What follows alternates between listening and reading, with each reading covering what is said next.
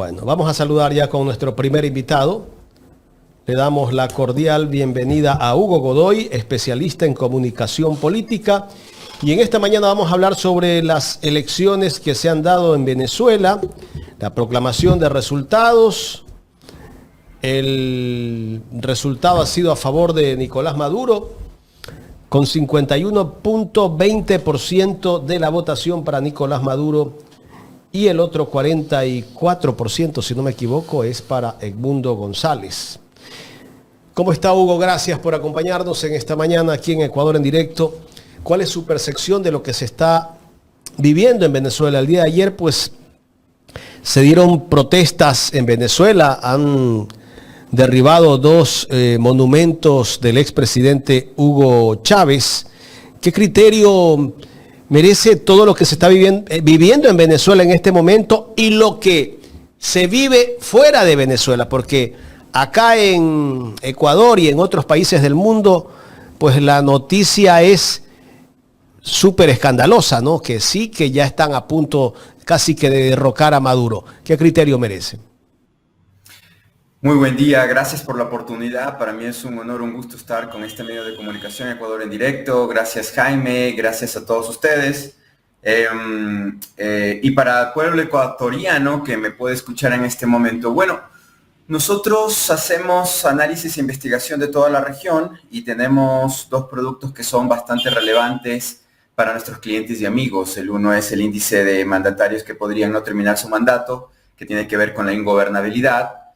Son varios factores, y otro obviamente es el tema de la opción de voto en cada una de las campañas electorales, en los países, en los procesos electorales de nuestro continente, ¿no? Y también obviamente del mundo, dependiendo, porque también tenemos algo de trabajo que hacer en Asia. Entonces, lo que venimos viendo en la última etapa del proceso, cuando ya se decide, se organiza este tema de las campañas electorales, el proceso electoral en Venezuela, 6 meses antes del nuevo mandato, pues nos dedicamos a revisar cuál iba a ser el proceso. Para empezar, hubo una pugna en la derecha de Venezuela. María Corina Machado, que es, digamos, la lideresa de una buena parte de esa área de voto, antichavista más que en sí de derecha, pues no quiso hacer alianzas y convenios o pactos con muchos partidos de derecha, y por eso tuviste 9 candidaturas de derecha, 8 que rivalizarían con ella cuando era candidata, pero como ustedes ya saben, ella no pudo ser candidata debido a 2 graves penalizaciones, digámoslo así. Una de ellas debido a que solicitó al gobierno de Estados Unidos que invada Venezuela, ¿no? Entonces, de forma militar, y hay mucho registro de eso. Y bueno, el gobierno de Venezuela, de Nicolás Maduro, fue un poco blando con el tema de de Juan Guaidó. Y él se fue a Estados Unidos hace aproximadamente unos 10 meses, sin pena ni gloria, está en la Florida, y tiene muchos casos de corrupción. Se robó mucho dinero, no digo específicamente él, pero su gente, se llevaron muchos fondos incluso de los mismos Estados Unidos. Entonces, esa impunidad provocó mucho escándalo y mucha incomodidad, tanto internamente para el gobierno como también para el pueblo venezolano, ¿no? Sobre todo el chavismo, que sintieron que fue muy blando el gobierno con él, para evitar tal vez la bronca o que se victimice, ¿no? En esto del relato en comunicación, normalmente, como lo hace la señora María Corina Machado también, la victimización provoca un estado de empatía en las personas que no conocen bien los casos, que no conocen de justicia, no conocen la parte legal, y en esa empatía puedes lograr votos. Entonces, lo que se hizo fue inhabilitarla políticamente por las infracciones que acabo de mencionar, y ella aprovecha esa circunstancia y le endosa votos, porque me refiero que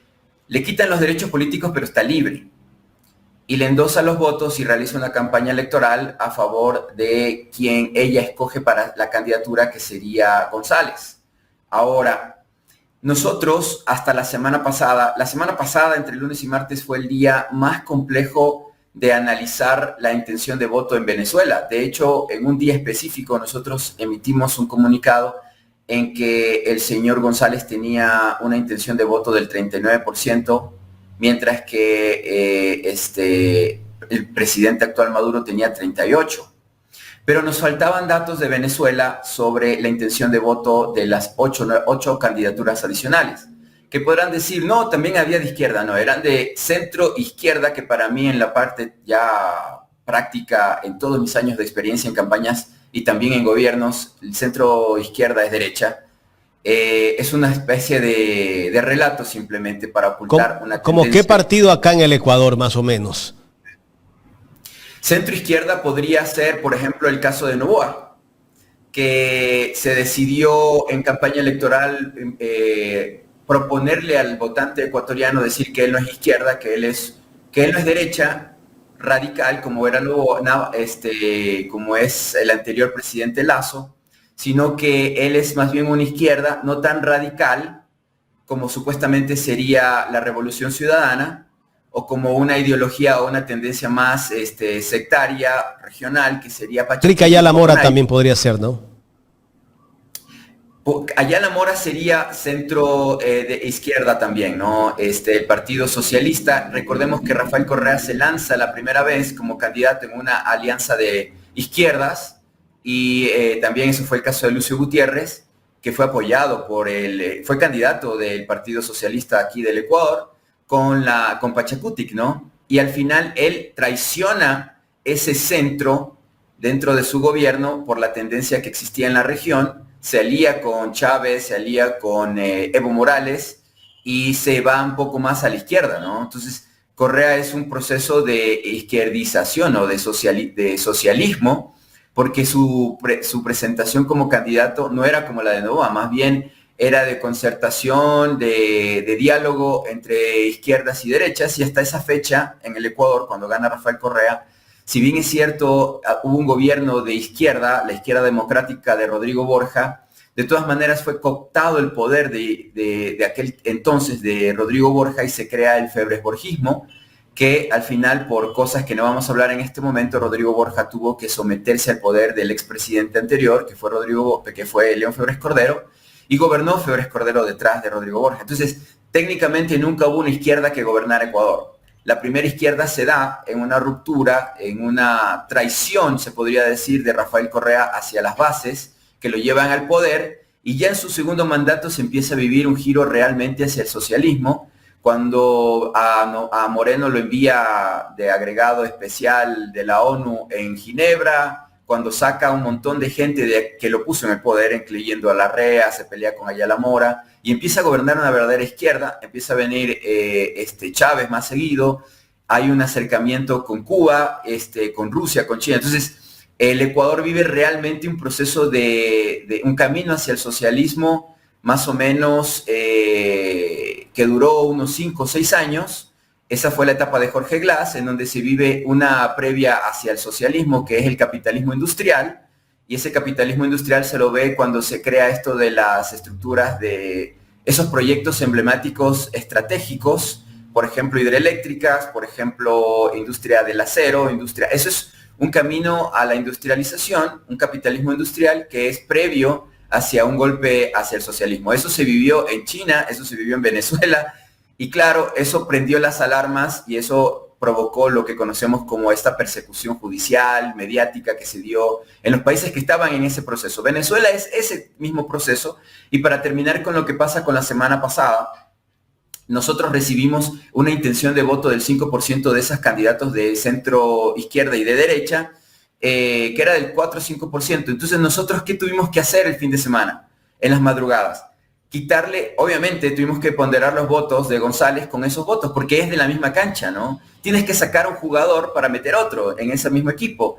Y no podíamos tocar el voto de Maduro porque es de socialismo, es de izquierda. Entonces, bajó la intención de voto cuando nosotros publicamos y enviamos por correo el sábado madrugada, domingo en la mañana. Nosotros hacemos estos análisis para empresarios, para políticos, para que puedan tomar decisiones. Entonces, pusimos a Maduro, estoy hablando de memoria, creo que está en nuestro Twitter, 38% Maduro, 36% González, una intención de voto del 5%, y algo crítico y grave para nosotros eran los indecisos. Teníamos indecisos de un 20% y con un margen de error de 3%, que podía darle posibilidades a cualquiera. Pero lo que nosotros mandamos en el comunicado y también a los veedores que se encontraban en Venezuela, amigos de México, de Brasil, de distintos lugares, era cuidado, protéjanse y cuídense, porque cuando tienes una intención de voto tan cerrada, tan cercana, cualquiera, el vencido puede lanzar el criterio de fraude, como pasó en Ecuador. O sea, siempre tenemos que ir a la historia.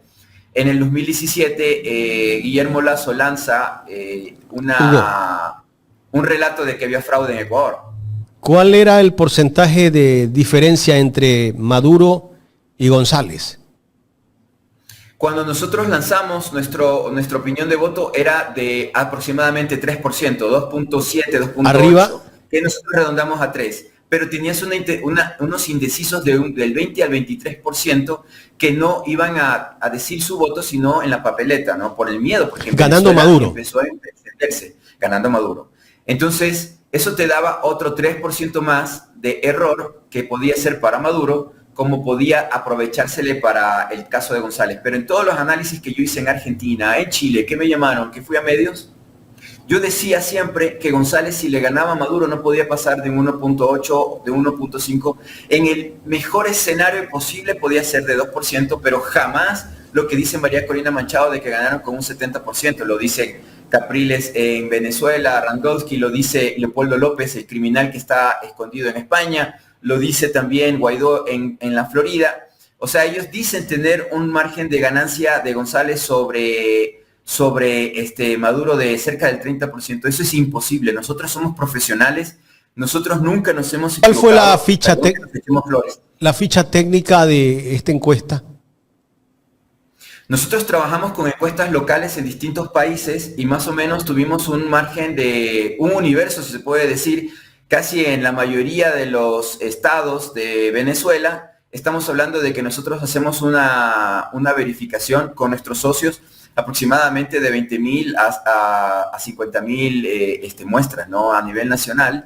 También nosotros hacemos un análisis multifactorial, revisamos medios, revisamos internacionales, revisamos los partidos políticos, revisamos focus group. No solamente hacemos encuestas, sino también grupales. Escoges a personas, les preguntas qué opinan en distintas áreas del país, en distinto estrato de poder adquisitivo, y también hablamos con los partidos. Entonces, es un universo de muchos factores para poder determinar nosotros cuál va a ser la intención de voto en un país, incluyendo también qué presidente puede caer o no puede terminar su mandato. Entonces, estos análisis los hacemos también todo el tiempo. ¿Y cuál era el margen de error? 2-3%. Casi nunca nos equivocamos. Por ejemplo, con Putin lo supimos, con la presidenta Sheinbaum lo sabíamos casi con exactitud, supimos con Milei, porque hacemos estos sondeos antes de que los candidatos sean candidatos a inicio de año. A fin de año, inicio de año, enviamos estos informes para saber qué es lo que va a pasar en cada país durante todo el año, por lo menos en la parte política y financiera e industrial. Entonces, es bien difícil que nos equivoquemos, es muy difícil. Sabíamos que Castillo iba a caer en noviembre, ya lo decíamos, porque nuestros análisis son con el objeto de hacer análisis predictivo. Y el análisis predictivo le sirve a los políticos para tomar decisiones. En caso de Perú decíamos, tiene que haber una Asamblea Nacional Constituyente, tiene que acelerarse o adelantarse el proceso de destitución que le iba a hacer el Congreso. Castillo no lo hizo y fue destituido, ¿no? Pero, por ejemplo, en industria peruana, nosotros hacemos un análisis y decimos que no va a caer Boluarte porque hay las condiciones militares, religiosas, comunicacionales, políticas, para que Boluarte termine el mandato, ¿no? Entonces, no es solamente de encuestas al pueblo de calle, de a pie, sino que nosotros también hacemos análisis de los políticos y de los poderes de cada región, incluyendo la religión, para poder determinar quién va a ganar. Maduro, cuando gana, el domingo en la noche dice, vamos a hacer un diálogo con las iglesias de Venezuela para poder hacer un puente, un canal de comunicación. ¿Por qué eso es relevante? Porque ahora las religiones, sobre todo las protestantes, son actores políticos beligerantes, ¿no? Por ejemplo, el caso de Brasil, con la iglesia evangélica protestante, es beligerante, es relevante. De hecho, Bolsonaro gana por ese voto evangélico y le hacen un golpe de Estado a Dilma Rousseff. Los evangélicos, que normalmente son de ultraderecha, son el nuevo fascismo del siglo XXI. Entonces, hay que tomar en cuenta eso. Esto que... A ver, tenemos problema, parece ser, con la comunicación, ojalá se estabilice. Es interesante lo que está diciendo Hugo Godoy de esta encuesta, que tal vez los medios no la difunden, ¿no? No la difundieron y tampoco les interesaba difundirla a los grandes medios de comunicación. Solamente lo que decía la señora Corina Machado, que parece ser que es la candidata a la presidencia, ahora la candidata a la presidencia de Venezuela, porque es la que habla en todos los eventos que hacen en Venezuela o en las ruedas de prensa. Quien habla primero es la señora María Corina Machado y después ya al final, cuando se cansa de hablar, le pasa el micrófono a Edmundo González. Ese 70% de esa encuesta que habla María Corina Machado, ¿de dónde salen? Dicen ellos de varias encuestas. ¿De dónde la sacan?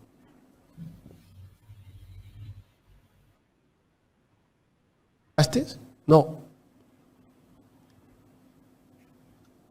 Sí es posible que tú argumentes, y esto es algo muy típico actualmente, el argumentar que tú tienes una encuesta que es comprobable y verificable. ¿Me escucha? Sí, estoy escuchando, perfecto. Le comento que cada vez que hablo de Venezuela nos atacan un poquito en el sistema. Puede ser, sí.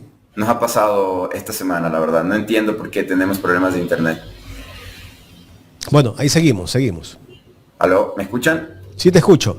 ¿Podemos cambiar el internet? A ver. Sí, por favor, Hugo, para que no tengamos ese retraso de pronto en el retorno.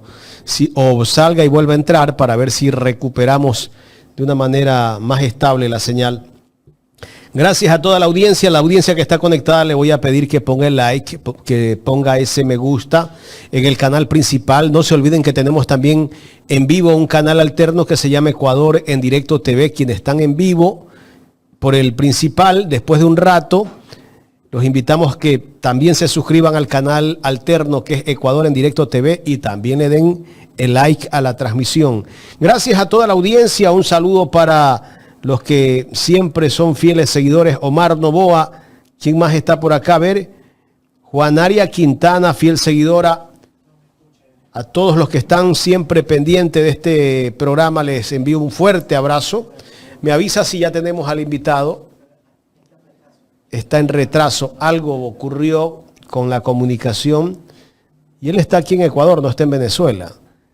No sé qué está pasando, como dice Hugo. Puede ser que intentan boicotear la señal que se transmite en este momento a través de Ecuador en Directo.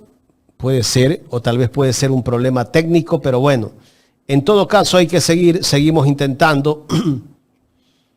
Si ya lo tenemos, lo pone en pantalla, Jorge. Todavía no lo tiene. Bueno. De repente esto pasa, ¿no? Realmente el tema de Venezuela implica pues realmente a todos los países de Latinoamérica, sobre todo cuando el presidente de la República también se pronunció, ¿no? Con el tema de Venezuela. Entonces, está preocupado aquí por los problemas de Venezuela, el presidente sí, de la República. Entonces, acá en el Ecuador no hay problema. Acá no hay problema. Él ya está pidiendo que la OEA sí. Convoque a los países para una veeduría, miembros para una veeduría. Y bueno, pues está hablando también acusa como de dictador a Maduro, pero quien se mete a una embajada, asalta una embajada, ¿cómo lo podemos calificar? Es la pregunta que hago yo. Por supuesto. ¿Qué podemos Maduro calificar no se ha a él? No se ha metido en la embajada. En todo caso, sí, es probable, no es preocupante lo que se está viviendo a nivel mundial. Yo siempre digo, ¿no? Lo más importante de todo es que se respete la democracia. Aún tenemos algunas preguntas por hacerle pues a Hugo Godoy, que sin duda alguna nos está dando una explicación bastante técnica. Me llama la atención mucho el tema de la encuesta, ¿no? Él dice que la encuesta que han hecho en Venezuela siempre le dio el triunfo a Nicolás Maduro. Habla de 4 puntos, me parece, o 3 puntos. 3 puntos, más menos, no hablaba de más menos. Sí, que le daba el triunfo a Nicolás Maduro. Bueno, son cosas que la prensa no difunde. Ahí creo que lo tenemos. ¿Sí? Gracias. Estoy de nuevo. Cambiamos de internet. Voy a tener que mandarle el correo Jan Topic. Bueno, el asunto es que tú puedes hacer encuestas y puedes justificar tus encuestas. Por ejemplo, les quería dar el ejemplo de San Borondón en Guayaquil. Tú puedes ir a un sector de la ciudad donde sabes que la gente tiene una opinión específica. No tienes que preguntarles por anticipado porque ya sabes por la zona geográfica cómo opina ese público, cómo opina esa gente y cuál es el porcentaje más o menos de personas que podrían discrepar o disentir, de la opinión que la mayoría podría tener. Y te podrías ir a flor de bastión y la opinión sería diversa porque las condiciones de vida, la educación, la realidad, las necesidades y los intereses son distintos. Entonces eso es condicionar el resultado de una encuesta y tú puedes sustentar aquello. Pero para saber la realidad de un país, tú no puedes contar solamente con un universo pequeño de población, ni solamente basarte en el caso de Venezuela es bien complejo porque no puedes basarte solamente en la población, tienes que también opinar o averiguar qué es lo que opina la región, América del Sur, qué es lo que opina Estados Unidos, qué es lo que opina la Unión Europea, porque Venezuela es un país que está en guerra financiera con la Unión Europea y con Estados Unidos, 930 sanciones y otras más que no se escriben y que no se dicen, pero que también existen y son cerca de 1000 sanciones. Solo Rusia, la Federación de Rusia y Venezuela son los países más sancionados del planeta, históricamente hablando. Entonces, obviamente, es una situación compleja y difícil. Para también decir lo que estaban comentando ustedes, que estaba comentando Jaime, nosotros no somos el único sondeo de opinión que le ponía como ganador a Maduro. De hecho, en Venezuela habían varias encuestadoras que lo tenían a Maduro vencedor por un 20%, más o menos, algunas. O sea, había una disparidad muy grande entre distintos grupos de encuestas. Por eso mismo también, cuando tomábamos en cuenta a esas encuestadoras, se nos reducía mucho el margen de diferencia entre el uno y el otro, y por eso teníamos casi empate técnico por semanas. Y ahí fue cuando nosotros empezamos a comunicarle a los que iban a ser veedores que tuvieran seguridad, que pidieran, solicitaran resguardo del gobierno, porque ¿qué ocurre? En cualquiera de los dos casos, como yo lo ponía, si ganaba, y sobre todo en el caso de la derecha si perdía, como hay antecedentes de violencia, de guarimba, de criminalidad en las calles, tenían los veedores la responsabilidad de legitimar el proceso electoral y a quién van a atacar, sino a los que están allí para decir, sí, el proceso electoral es legal, yo lo vi, funciona, no hubo corrupción de partes, no hubo fraude electoral.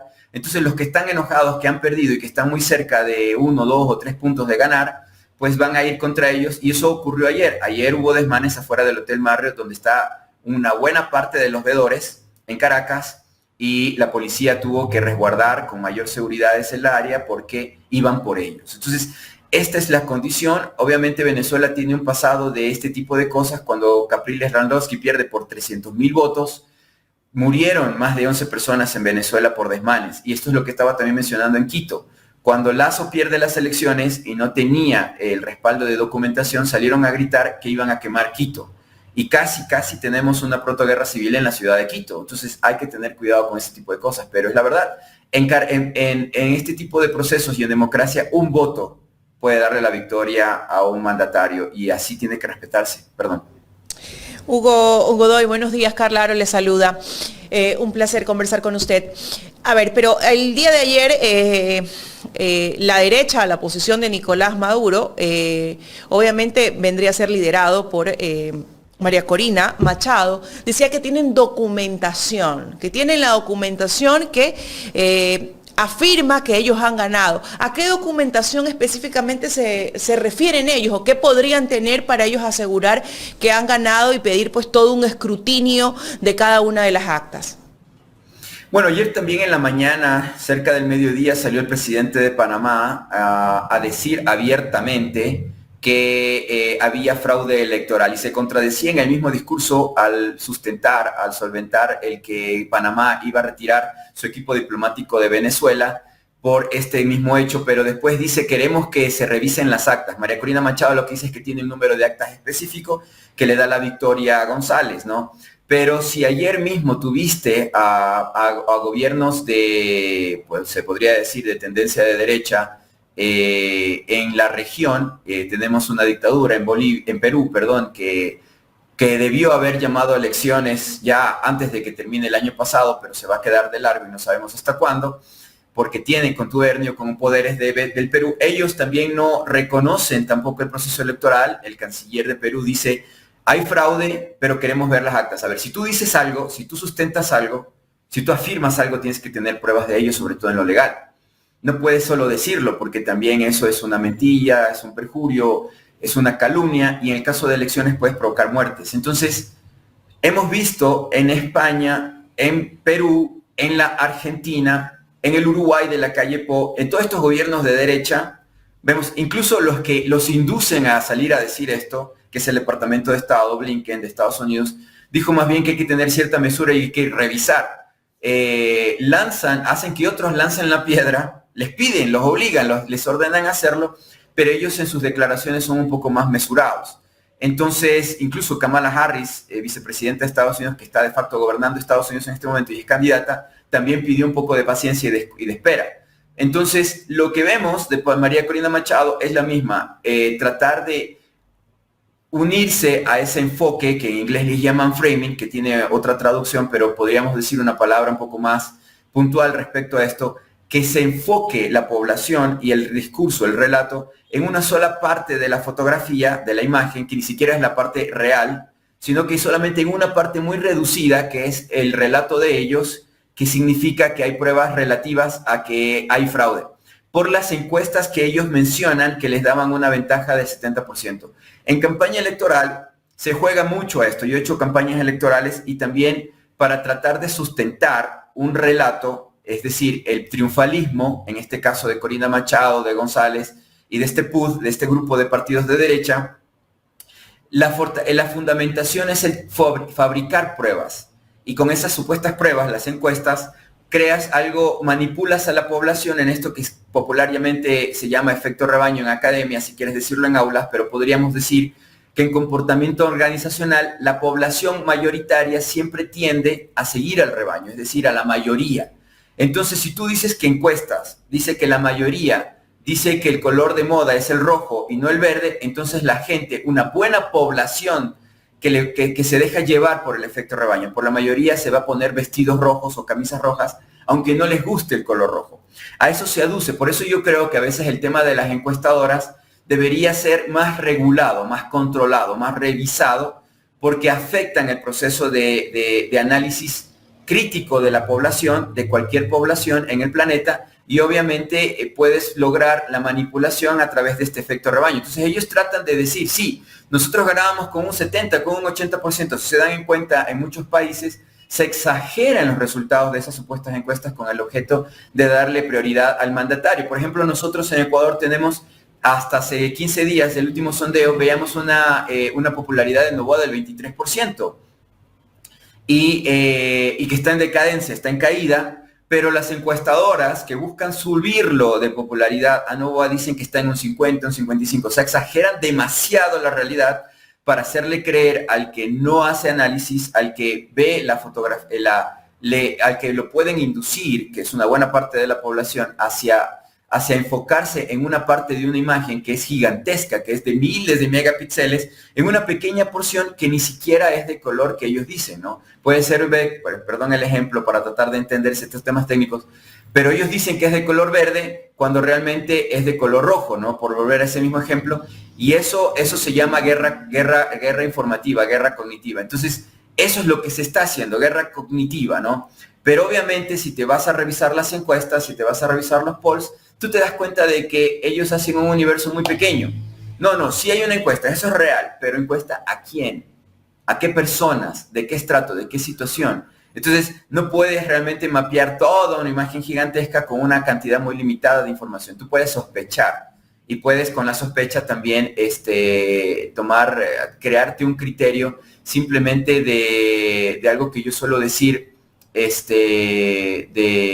bueno, se me fue la palabra, ya el cerebro se me calienta un poco, discúlpeme, de ser subjetivo respecto a datos que deberían ser reales, ¿no? Entonces tú aduces, tú tomas decisiones simplemente por emociones, y gran parte de la población que lastimosamente no tiene mucha información sobrevive desde pequeños con decisiones que no son objetivas, y llegas a una edad adulta y dices, bueno, si soy ignorante en muchas cosas, pero he tomado decisiones y hasta ahora he sobrevivido, también con respecto a dar mi voto, también puedo hacer lo mismo, ¿no? Porque al fin y al cabo sigo vivo. Entonces, esa es la verdad respecto al proceso electoral y no, obviamente no se toman decisiones respecto a una gran cantidad de información que es la que debería ser. Pero mira, internacionalmente... Hay algo que no podemos ocultar y que se ha venido viendo, y es que sí hubo una mayor cantidad de votantes. Sí, mira, eso es muy interesante.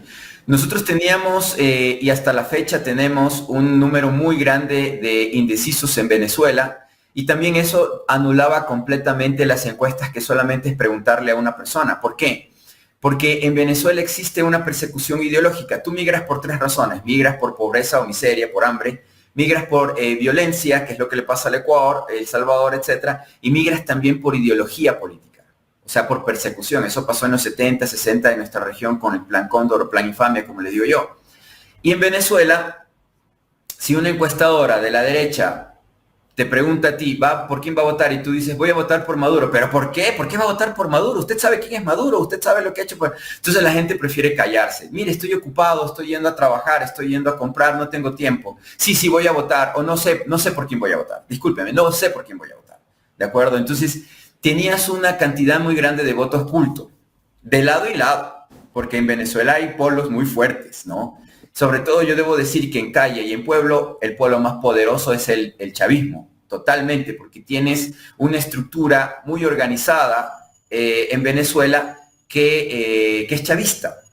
Y tienes una población que se ha ido de Venezuela contraria al chavismo. Tienes el voto ideológico, pero por el rechazo, me voy de Venezuela, chamo, porque realmente Maduro no lo aguanto, Ale, y me voy a Miami, me voy a la Florida, me voy a España, porque la clase media alta se ha ido por allá. Yo vivo en una parte interesante de Quito de dinero, y me dio mucha impresión de que el domingo en la noche yo vi Land Rovers, vi Mercedes con la bandera de Venezuela. Entonces no son solamente la migración de a pie, también hay venezolanos de bastante dinero aquí, yo conozco algunos, y en las calles por donde yo vivo, me dio gusto ver que les está yendo bien a muchos venezolanos, o también se vinieron con su dinero para acá. Entonces, es relevante que ha salido una buena parte del antichavismo, 4 millones casi, y esos votos obviamente no los tienen en Venezuela. Y también fue estratégico, hay que decir la verdad, en cierta manera, de que esas personas en cierta forma no pudieron votar afuera. Entonces, diferente ocurre con el caso del correísmo, que tienes un voto correísta duro fuera de Ecuador, pero ese es un voto expulsado. No se fue por ideología, no por rechazo a lo que se gobernaba en su momento, sino que se fue del Ecuador en finales de los 90, inicios del siglo XXI, por miseria, por hambre, por pobreza. Por eso se fue del Ecuador y por buscar un país en donde exista una ideología política distinta a la que se vivía en el Ecuador, que era la derecha privatista, antiestado, que no daba servicios, ¿no? Entonces se fueron a España, se fueron a Italia, en donde desde hace décadas existen gobiernos que eran de izquierda y que ahora se han ido cada vez más hacia el centro y ahora son totalmente de derecha, como el caso Meloni en Italia, ¿no? Entonces, en Venezuela existe un voto duro y fuerte, que es el que nosotros obviamente apelamos y que siempre ha votado por chavismo e iba a volver a votar por el chavismo. Y es un voto que no es como dicen los analistas internacionales. Muchos dicen 18, máximo 20%, falso completamente. Supera el 30% del voto que existe en Venezuela. Siempre vas a contar con ese 30% de voto duro y la diferencia puede ser por campaña electoral exitosa de la derecha o del centro que puede jalar esos votos.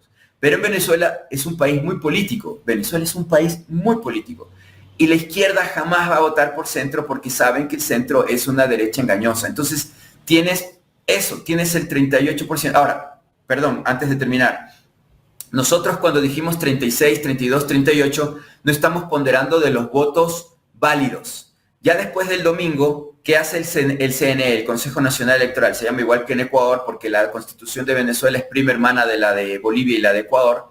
Tienen 5 poderes, hay que decir esto. 5 poderes hay en Venezuela igual que en Ecuador. También hay el poder del voto, o sea, el poder electoral, y también tienes algo del poder ciudadano, ¿no? Que es el Consejo de Participación Ciudadana en Ecuador, etcétera. Ellos lo tienen de otra manera, pero es parecido.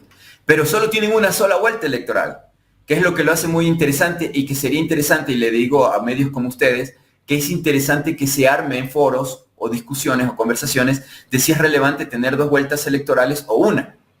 porque los partidos políticos que pueden jalar por sí solos voto duro pueden ganar en una primera vuelta. Caso del Revolución Ciudadana en Ecuador, que siempre gana en primera vuelta porque tienen voto duro ellos. Pero ¿qué pasa en segunda vuelta? En segunda vuelta se hacen los amarres, las negociaciones y se hacen los pactos de gobernabilidad, y en segunda vuelta pasa Colombia, pasa Argentina, pasa Ecuador, pasa Chile, pasa Perú. Entonces se reparte el poder, dicen los partidos. Bueno, como si se endosa voto, porque miren cómo hizo María Corina Machado. Le dice, voten ahora por ¿no? El ungido. Entonces se puede trasladar voto. Los analistas que dicen que el voto no se traspasa, eso es falsísimo. Por lo menos en lo técnico no. Y en Argentina, cuando gana el peronismo, cuando gana el Partido Justicialista con Massa en la primera vuelta, ¿qué pasa con la derecha? Macri dice, voten, y el radicalismo que dice, voten por Milei. Y gana Milei en la segunda vuelta. Y el peronismo, que es una amalgama también de partidos, pierde. Entonces en Ecuador pasa eso. En Venezuela no, en Venezuela dicen como el chavismo solo, puro y duro. El Partido Socialista Unido de Venezuela, el PSUV, tiene un voto duro más fuerte que cualquier otro partido en Venezuela, entonces ellos pusieron una sola vuelta electoral y por eso siempre ganan. Entonces ellos tienen ese voto duro. Cuando tú ponderas, cuando tú unes todos los votos válidos con los nulos, con los ausentes y todo lo demás, te acercas al 100%. Cuando tú haces sondeos, como en mi caso, no podría llegar al 100%. Entonces ya ese 38 lo conviertes en un 51%, que es el caso que vivimos en este momento, de que existe una diferencia de 7% de votos, eso en el 80%. E incluso ciertamente en ese conteo de votos, esto es real. En este conteo, González va a subir de esos 4 millones que tiene, 4.500.000, va a subir un poco más. Eso es real. Va a subir un poco más. Y la diferencia se va a cerrar un poco. Eso no lo están publicando todavía, pero nosotros tenemos esa información. Lo que les puedo dar como exclusiva es que González va a subir un poquito. Maduro se va a mantener en esos 5.600.000, tal vez va a subir unos 100.000 o 200.000. No va a cambiar la tendencia, Maduro va a ser presidente, pero González va a subir un poquito. Eso es lo que Corina dice, tenemos actas de que no somos 4 millones, somos 4.600.000. Bueno, perfecto. Lo que pasó en México, sale Xóchitl Gálvez. Miren, para terminar, esto que está pasando en Venezuela lo hicieron en México hasta hace mes y medio, ¿no es cierto? Sale el PRI, el PAN y el PRD, bueno, el PRD, estos partidos de derecha, a decir el domingo, antes de eso, de conocimiento alguno, que ellos ganaron las elecciones, cuando había una ventaja abrumadora de la actual presidenta, bueno, de la que va a ser presidenta de México, y sale Xóchitl Gálvez a decir, yo gané, y pido la revisión de las actas. Se revisan las actas, y no solo que tenía los votos que tenía, sino tenía menos. Entonces, al final sumaron más votos. Hugo, quiero agradecerte, Hugo, porque tenemos ya el contacto con Venezuela. Justamente vamos a dialogar a continuación con Orlando Pérez. Gracias, Hugo. Muchas gracias a ustedes. Que tengan buen día. Gracias a Hugo Godoy, justamente conversando con Hugo sobre el tema Venezuela.